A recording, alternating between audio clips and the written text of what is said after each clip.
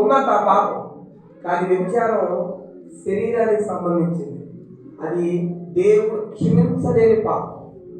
Bible చెప్పేసరికి దేవుడు క్షమించలేని పాపం. అందుకే దావీదు ఒకసారి తాను తప్పు చేస్తే సేవకుడు వచ్చి నాతాను వచ్చి చెప్పాడు, నువ్వు తప్పు చేసావు అని. వార్లబడి కన్నీరు గార్చి రోధించి ఎందుకు ప్రార్థన చేశాడు తెలుసా దావీదు? అది ఎవరినో బయట ఒక వ్యక్తిని తిట్టిన పాపం కాదు, కొట్టిన పాపం కాదు, తన శరీరంతో దేవుడు క్షమించలేని పాపాన్ని దావీదు చేశాడు. దేవుడి బిడ్డలారా, సీరియస్గా తీసుకోండి. నీ జీవితం బాగుండాలన్నా, నీ కుటుంబం బాగుండాలన్నా స్త్రీ జాగ్రత్తగా ఉండాలి, స్త్రీ విషయంలో పురుషుడు కూడా జాగ్రత్తగా ఉండాలి. ఇది కనుక నువ్వు అర్థం చేసుకుంటే నీ కుటుంబాన్ని దేవుడు దీవిస్తాడు. హల్లెలూయా. అదే నేను ఇక్కడ నేర్పిస్తున్న సంబంధాలు. దేవుని మందిరంలో మీరేం నేర్చుకున్నారయ్యా అంటే మంచి సంబంధాలు నేర్చుకుని వస్తున్నామని చెప్పండి. అడిగి ఒకరితో ఒకరు ఎలా ఉండాలో నేర్పిస్తున్నారు దేవుడు, అవి నేర్చుకుంటున్నావు అని చెప్పండి. ఈరోజు యవనస్తుల పరిస్థితి ఏముంది ఎలా ఉంది? నచ్చితే చాలు ఇంట్లో తెచ్చుకొని పెట్టుకుంటారు.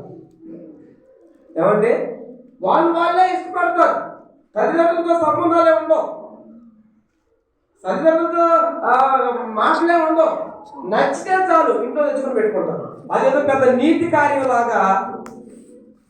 సరే, తల్లిదండ్రులుగా నీ విషయంలో నీ బిడ్డ చేసింది కరెక్ట్ అయితే దేవుని విషయంలో నువ్వు కరెక్ట్ చేయలేవు. చేస్తావా? నువ్వు అంగీకరిస్తావు, నీ బిడ్డ ఏమైనా అవుతాడేమో లేదా ఏమైనా జరిగిందేమో అని. కానీ నిన్ను నన్ను పుట్టించిన దేవుడు దాన్ని అంగీకరించాడు.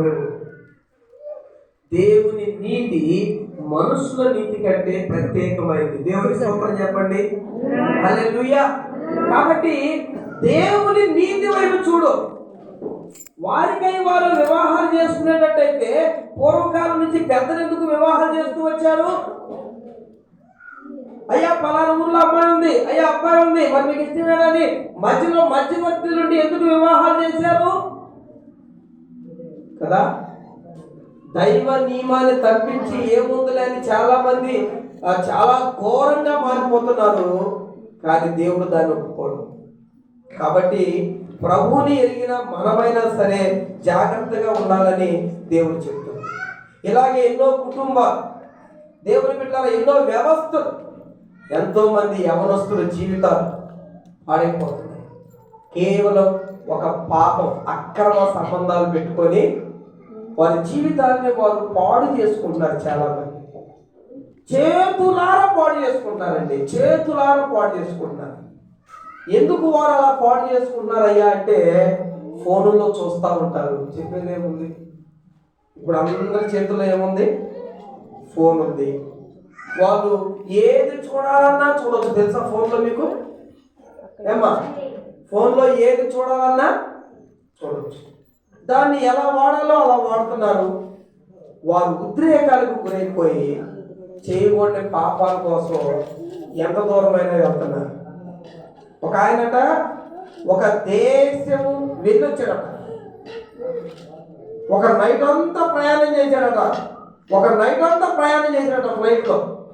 ఎక్కడికి వెళ్ళొచ్చామంటే ఆయన ఇచ్చే సమాచారం ఏంటంటే అలాగే దేశంలో నాకు సంబంధించిన ఒక స్త్రీ ఉంది, అక్కడికి వెళ్ళొచ్చానని చెప్పాడట. ఒక నైట్ అంతా ప్రయాణం చేశాడట ఆయన. నేను దేవుని బిడ్డలారా, మీరు గమనించండి, పాపం ఎప్పుడు చేసేటప్పుడు తీపిగా ఉంటుంది. ఎలా ఉంటుంది? నువ్వు లడ్డు తింటే ఎలా ఉంటుంది? తీపిగా ఉంటుంది. తిన్న తర్వాత ఇక షుగర్ పెరిగేది, తినే ముందు ఎట్లుంటుంది? ఇంకో లడ్డీ బాగుంది అనిపించింది, అవునా? ఇంకో లడ్డీ అనిపించింది. తర్వాత ఇది చెక్ చేసుకుంటే అది పెరిగి ఉంటుంది. అలాగే నువ్వు పాపం చేస్తున్నప్పుడు అది నీకు చాలా ఆనందాన్ని ఇచ్చినట్టుగా అనిపించింది, కానీ అది నీకు ఎంత భయంకరమైన శాపమో భవిష్యత్తులో నువ్వే తెలుసుకుంటావు. అందుకోసమే దేవుని బిడ్డలారా, దేవుడు ఎంత మంచి దేవుడో మీరు ఆలోచన చేయండి. పురుషుడికి దేవుడు స్త్రీని ఇచ్చాడు, స్త్రీకి దేవుడు పురుషుని కూడా ఇచ్చాడు. నిన్ను అనాథగా విడిచిపెట్టలేదే, విడిచిపెట్టాడా? నిన్ను ఒంటరిగా పుట్టించాడా? లేదే. నీకు భార్యను కూడా పుట్టించాడు దేవుడు, నీకు భర్తను కూడా పుట్టించాడు. ఇంకేం కావాలి? అంతకు మించింది పాపం. దేవుడు చెడ్డ కార్యాలే చేయలా, మనుషులకి అన్ని మంచి కార్యాలే చేశాడు. మీరు ఒకసారి ఆలోచన చేస్తే మీకు అది అర్థమైంది. మనము దేవుని యొక్క నియమాలకి వేరుగా నడిచి చేసిన పాపాలను కప్పిపుచ్చుకొని ఏందో నా జీవితం అని అనుకుంటున్నాం. కానీ దావీదులాగా నువ్వు మోకరించి ప్రార్థన చేయి, దావీదులాగా నువ్వు కన్నీరు గార్చు, దావీదులాగా నువ్వు ప్రభు పాదాల దగ్గరకు వెళ్ళి నీ వెనక రహస్యాలను విడిచిపెట్టు.